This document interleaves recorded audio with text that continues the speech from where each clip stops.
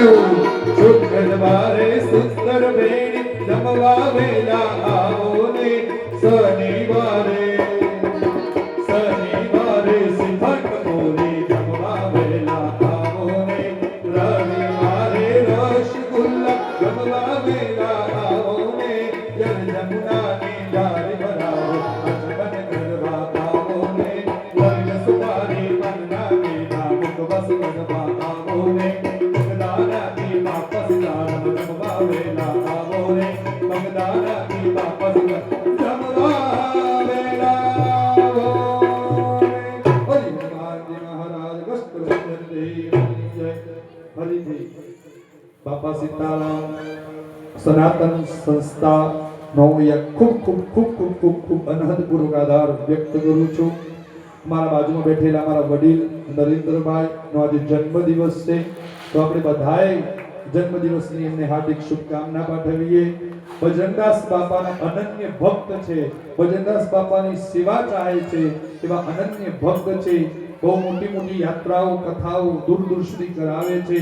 એમનું સ્વાસ્થ્ય ખૂબ જ અનહદ આરોગ્યમય રહે ને આવી જ ભક્તિ કરતા રહે એવી આ સુંદરકાંડ પરિવાર વતીથી પ્રાર્થના. બધા વડીલોનો ખૂબ ખૂબ આભાર.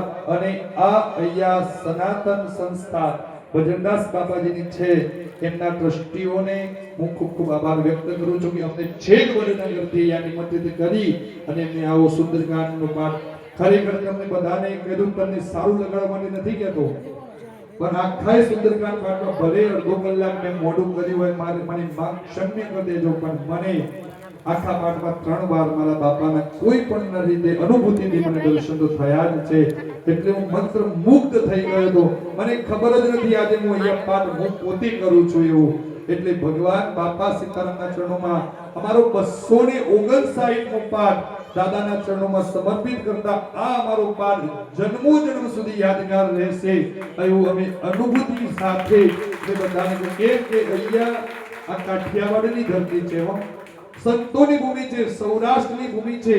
અહીંની મહેમાન ગતિ નહીં પણ અહીંની ભક્તિ તો આખા જગતમાં મારા બાપ વખણાય. એક સંત કેવા થઈ ગયા છે આ જગત ઉપર જે મારા બાપ કાઠિયાવાડે અને આ ધરતી આપ્યા છે. અને એવી ધરતીમાં બી ભક્તિ કરવાનો ને પ્રેમ ભાવ મળે ને આ તો વારંવાર જ્યારે તમને અમારા આ દીકરાઓની તમને જ્યારે આ મંડળની જ્યારે આ સંસ્થાની જરૂર પડે ને ત્યારે એક ફોન કકડાવજો. તમે અમે છેક વડનગરી દોડતા આ જગ્યા પર આવી જઈશું.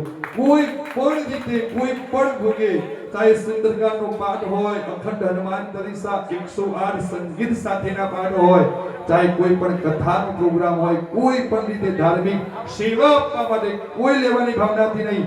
આજે પણ અમે કોઈ લેવાની ભાવનાથી આવ્યા નથી. આટલે બધી દૂરથી કેવલ બાપા સીતારામની ઝાંખી કરવા માટે આવ્યા છે, કેવલ બાપા સીતારામને ખુશ કરવા માટે અમે અહીં આવ્યા છીએ. બધાનો ખૂબ ખૂબ આભાર. બાપા સીતારામ. જય જય સીતારામ.